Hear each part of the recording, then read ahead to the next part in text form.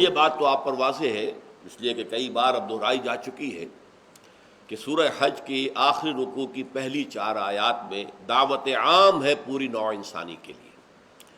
اس دعوت عام کا جو اہم ترین حصہ ہے وہ توحید ہے۔ تو شرک کی جو صورتیں دنیا میں رہی ہیں اور جو شرک کا ایسنس ہے کہ اللہ کے سوا کوئی اور مطلوب و مقصود بن جائے، ایک آیت میں تو اس کو بیان کر دیا گیا۔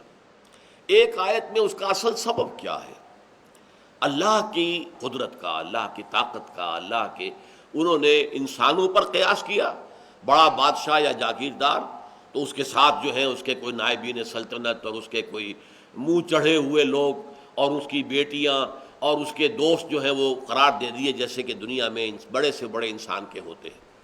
اور اسی طریقے سے جب اللہ تعالیٰ کی اصل عظمت کا اندازہ نہ ہو سکا تو پھر انسان نے کسی اور شے کو معبود بنا لیا، کسی خیال کو، کسی تصور کو، اپنے نفس کو یا وطن کو، اور اس کی پرستش کے اندر لگ گئی۔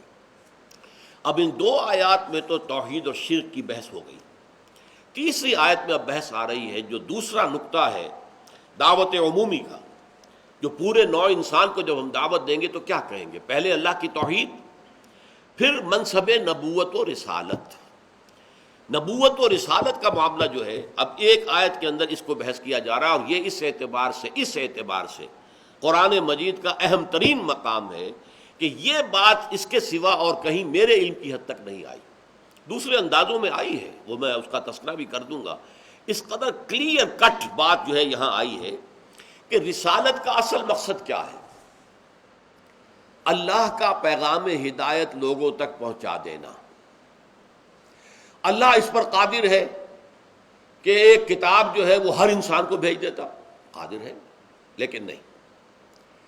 اللہ تعالیٰ اس پر قادر ہے کہ ہر انسان کے سامنے جو ہے وہ فرشتہ آ جاتا اور وہ ہدایت نامہ لے کر آتا جس کو انسان دیکھ لیتا کہ واقعی فرشتہ ہے، وہ لے کر آیا۔ نہیں، اللہ نے اس کا ایک سلسلہ اپنی کمال حکمت کی بنیاد پر تجویز کیا اور اس کو اختیار فرمایا، اور وہ ہے سلسلہ رسالت۔ سلسلہ کسے کہتے ہیں؟ زنجیر کو۔ تو سلسلہ رسالت کی 2 کڑیاں، یہ 2 کڑیوں پر مشتمل ہے۔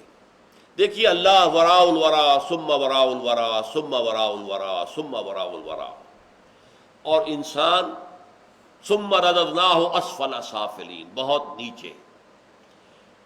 شوخ و گستاخ، یہ پستی کے مکین کیسے ہیں؟ یہ جو جواب شکوہ میں جو بات جو ہے فرشتوں نے کہی کہ یہ کون انسان ہے جو اس طرح گستاخی کے ساتھ اللہ سے بات کر رہا ہے؟ شوخ و گستاخ، یہ پستی کے مکین ہے تو سب سے نیچے، اسفل سافلین۔ اور یہ اس قدر اللہ تعالیٰ کے ساتھ شوخی برت رہا ہے، جو اس علامہ اقبال نے جو شکوہ کے اندر جو کیفیت اختیار کی۔ اب اس وراء الورا وراء الورا وراء الورا ہستی سے اس پستی کے مکین کو پیغام بھیجنا ہے۔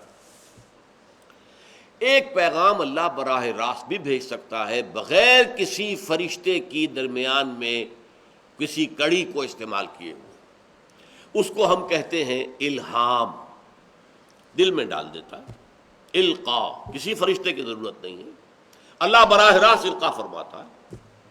اللہ نے براہ راست حضرت موسیٰ علیہ السلام سے بات بھی کر لی، صرف یہ کہ اوٹ تھی، پردہ تھا، من ورائے حجاب تھا، اللہ روبرو نہیں تھا، لیکن آواز اللہ کی تھی۔ یہ اللہ سارے طریقے اختیار کر سکتا ہے، لیکن اللہ نے جو مین طریقہ اختیار کیا وہ سلسلہ رسالت ہے۔ اس سلسلہ رسالت کی 2 کڑیاں ہیں۔ اللہ سے لینے والا ہے فرشتہ، فرشتہ مخلوقات میں بہت بلند مقام پر ہے، فرشتے میں کوئی نفس سرے سے ہے ہی نہیں، فرشتہ نورانی ہے، نور سے تخلیق پایا ہے، لہذا اللہ سے لیتا ہے فرشتہ۔ لیکن فرشتہ بھی مخلوق ہے، مخلوق ہونے کے ناطے وہ انسانوں کی صف میں بھی ہے، انسان بھی مخلوق، جن بھی مخلوق، فرشتہ بھی مخلوق، لہذا اللہ سے لیا فرشتے نے اور پہنچایا انسانوں میں سے کسی منتخب شدہ انسان کو۔ اب اس انسان کی ذمہ داری ہوئی کہ وہ اپنے ابنائے نو کو پہنچائے، اس لیے کہ ان جیسے انسان ہیں، جیسے اس کے 2 ہاتھ 2 پاؤں ہیں، ایسے انسانوں کے 2 ہاتھ 2 پاؤں ہیں، جیسے اس کی 2 آنکھیں ہیں، ناک ہے، کان ہے، اسی طرح ان کے بھی ہیں۔ جس طرح اسے بھوک لگتی ہے انہیں بھی لگتی ہے، جس طرح اسے ضروریات زندگی جو ہے پیش آتی انہیں بھی آتی ہیں۔ تو اس اعتبارات سے وہ گویا کہ ان کی صف میں ہے، وہ بھی بشر ہے. قل انما انا بشر مثلکم یوحی الی انما الہکم الہ واحد. فرق صرف یہ ہے کہ مجھ پر وحی کی گئی ہے، اور اس وحی کا لب لباب کیا ہے کہ تمہارا الہ ایک ہی اللہ ہے، واحد ہے، کوئی اس کا ساجی نہیں. تو یہ ہے جس کو میں نے سلسلہ نبوت سے تعبیر کیا. اب یہاں دیکھیے آیت کیا ہے، اللہ یصطفی من الملائکۃ رسلا ومن الناس. اللہ چن لیتا ہے، پسند کر لیتا ہے فرشتوں میں سے بھی اپنے پیغام بر. رسل رسول کی جمع ہے.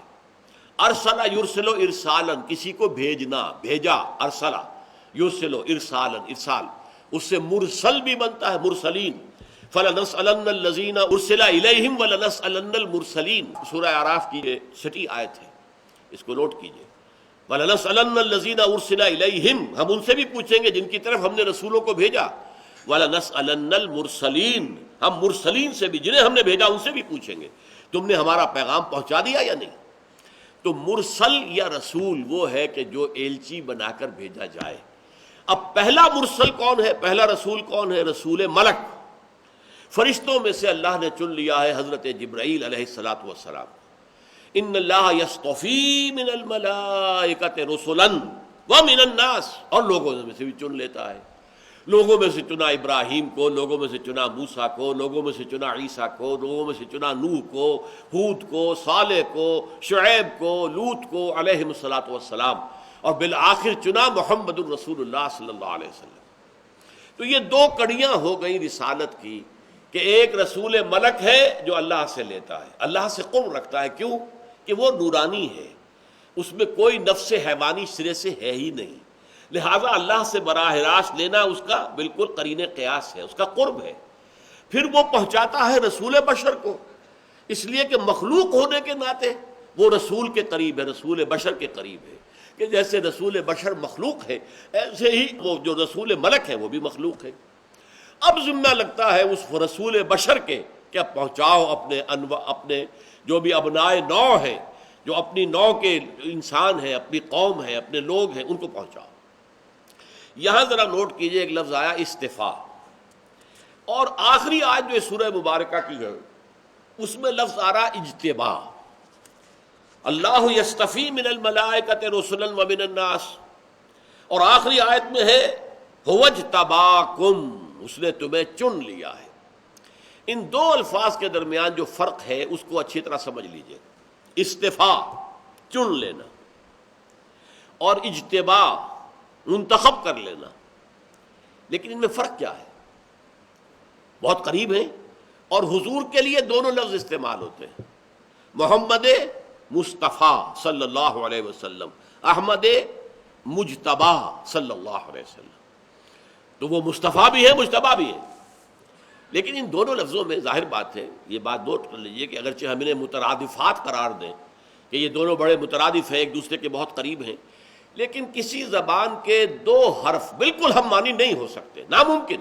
دو لفظ ہم معنی نہیں ہوں گے. ایک معنی کے لیے نہیں پیدا گھڑے جاتے الفاظ.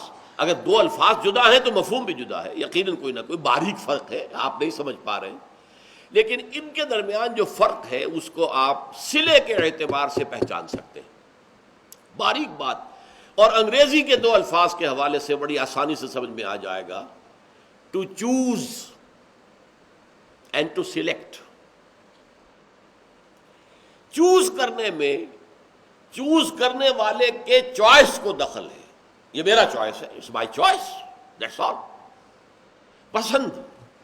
اب دیکھیے گلاب کا پودا ہے، 10 پھول لگے ہوئے اس میں گلاب کے. کسی کا دست ہنائی آتا ہے اور ایک پھول توڑ لیتا ہے، یہ اس نے پسند کیا ہے. باقی 9 پر اس کو ترجیح دی ہے کہ اس کو پسند کر کے آپ اس سے پوچھیں گے تو وہ کہے گا بس ٹھیک ہے، مجھے یہ زیادہ پسند آیا، اس کے لیے کسی دلیل کی ضرورت نہیں، میری پسند ہے. یہ استفاء ہے. اگرچہ استفاء اور اجتباء دونوں بغیر صلے کے بھی استعمال ہوتے ہیں، لیکن صلہ جو ہے استفاء کے ساتھ آئے گا تو علی آئے گا. ان اللہ اصطفیٰ آدم و نوحا وآل ابراہیم وآل عمران علی العالمین. اللہ تعالیٰ نے چن لیا ہے آدم کو اور نوح کو اور آل ابراہیم کو اور آل عمران کو، تمام جہان والوں پر چن لیا، پسند کر لیا. حضرت مریم کے بارے میں آتا ہے اسی سورہ آل عمران میں، ان اللہ اصطفاک وطہرک واصطفاک علی نساء العالمین، اے مریم تمہیں اللہ نے چن لیا ہے اور بہت پاک کر دیا ہے، اور تمہیں چن لیا ہے تمام عالم کی خواتین کے اوپر۔ یہ اعلیٰ آئے گا، کسی کا اپنا چوائس، اپنی پسند، اس کی بنا پر وہ ترجیح دیتا ہے، کسی کو چن لیتا ہے۔ لیکن اجتباء کہتے ہیں سلیکٹ کرنے کو، جیسے آپ کے ہاں ہوتا ہے کہ ہاکی کی ٹیم سلیکٹ کرنی ہے، آپ کھلواتے ہیں کھلاڑیوں کو، پھر ان میں سلیکٹ کرتے ہیں بہترین کھلاڑی کون سے ہیں، اس لیے کہ میچ کے لیے بھیجنا ہے، انٹرنیشنل میچ کے اندر جانا ہے، تو آپ سلیکشن کرتے ہیں، وہ سلیکشن بورڈ ہوتا ہے وہ۔ اسی طریقے سے کوئی حکومت کی کوئی ویکنسی خالی ہوا، سلیکشن ہوتی ہے، سلیکشن دلیل کی بنیاد پر ہوگی، اس کی ڈگریاں اچھی ہیں، اس کا یہ تجربہ جو ہے وہ زیادہ ہے، اس کا فلاں یہ ہے، اس کا فلاں وہ ہے، آپ کی ذاتی پسند و ناپسند کو کوئی دخل نہیں ہوتا اس میں، بلکہ وہ اجتباع ہے، to select, to choose and to select, ان دونوں کے درمیان فرق سمجھ لیجئے۔